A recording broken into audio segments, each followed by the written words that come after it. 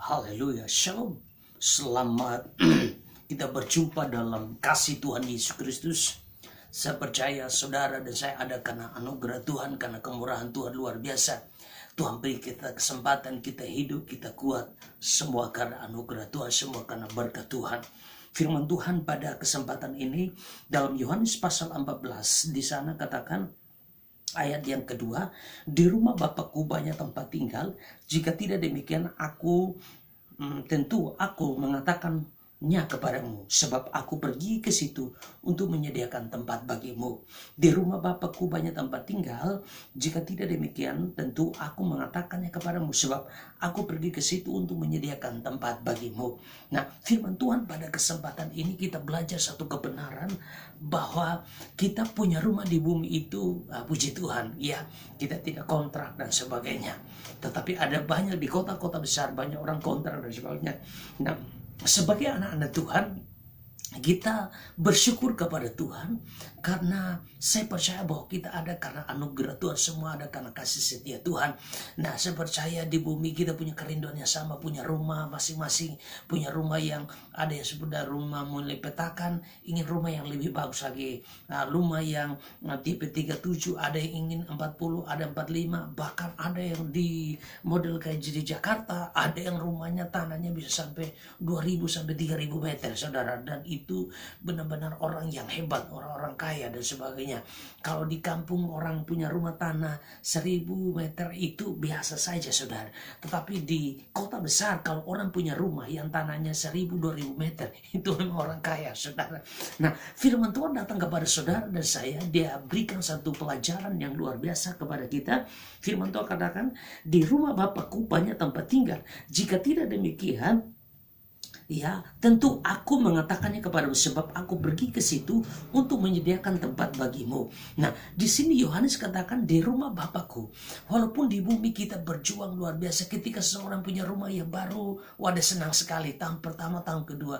Tapi mulai masuk tahun keempat, tahun kelima, apalagi 10 tahun mulai bocor dan sebagainya, butuh anggaran yang besar. Kalau rumah itu rumah besar, rumah mewah, operasionalnya itu sangat, maintenance-nya sangat mahal, saudara, sangat mahal. Semakin besar rumah, semakin mewah sebuah rumah, baik itu di kota besar atau di kota kecil, maka maintenance-nya juga cukup besar, cukup mahal. Tetapi kita melihat Yohanes pasal 14 ayat 2, Tuhan katakan di rumah Bapakku. Yesus katakan di rumah Bapakku banyak tempat tinggal. Di rumah Bapakku banyak tempat tinggal. Jadi kita melihat peringatan Yohanes ini menulis sesuatu kebenaran luar biasa. Yesus naik ke surga, dia katakan di rumah Bapakku banyak tempat tinggal.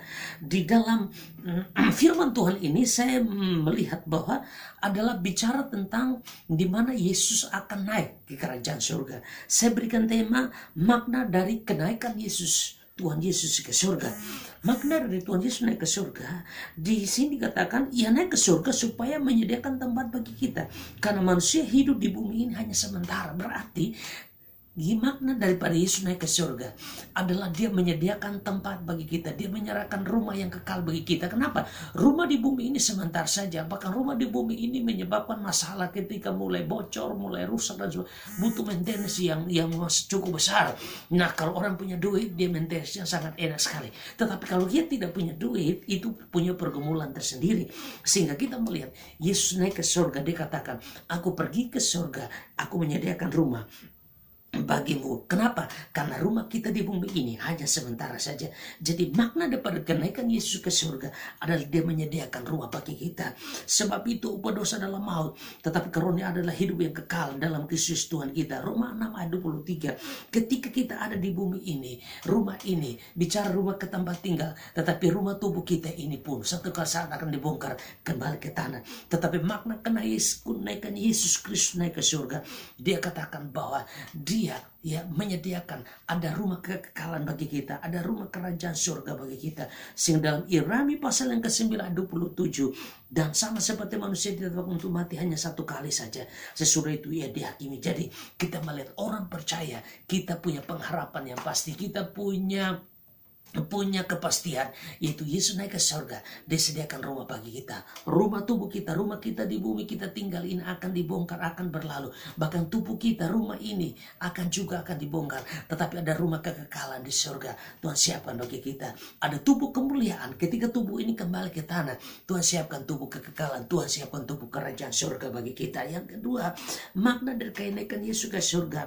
Yesus naik ke surga supaya supaya Roh Kudus datang untuk menolong kita. Jadi dengan Yesus naik ke surga, saudara yang kekasih, dengan makna Yesus naik ke surga, dia siapkan Roh Kudus datang untuk menolong kita.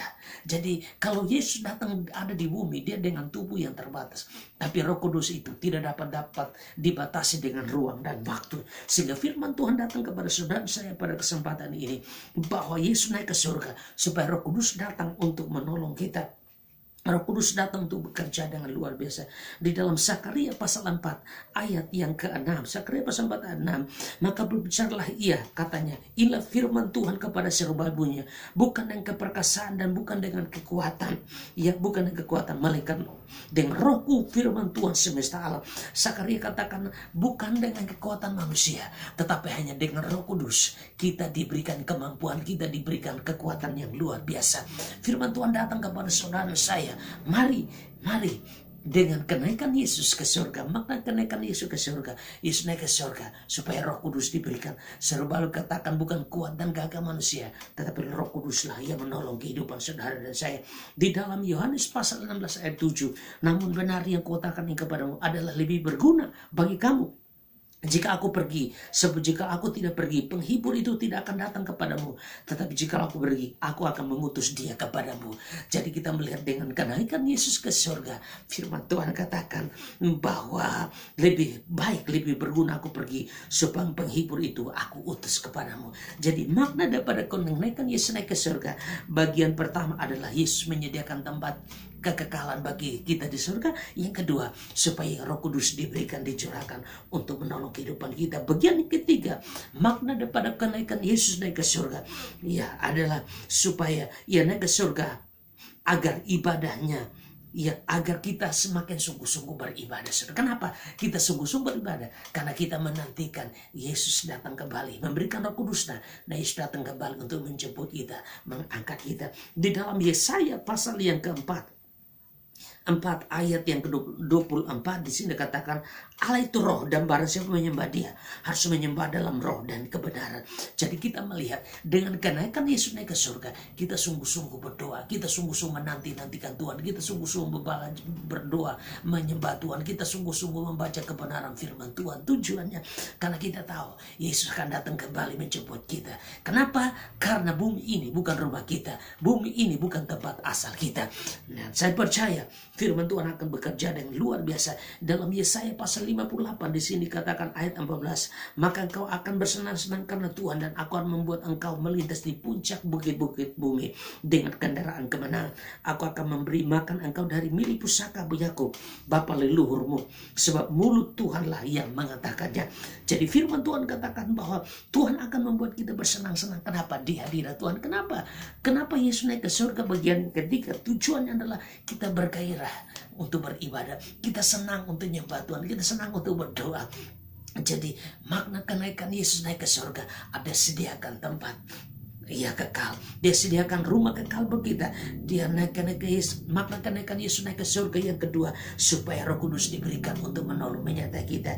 Dan makna daripada kenaikan Yesus naik ke surga yang ketiga, tujuannya adalah supaya pada saat kita percaya Yesus naik ke surga datang kembali, maka kita sungguh-sungguh beribadah kepada Tuhan. Ada semangat berkobar-kobar, biarlah rohmu menyala-nyala dan melayani Tuhan. Ada semangat berkobar-kobar berdoa, semangat berkobar-kobar nyembah Tuhan, semangat berkobar-kobar ibadah kepada Tuhan.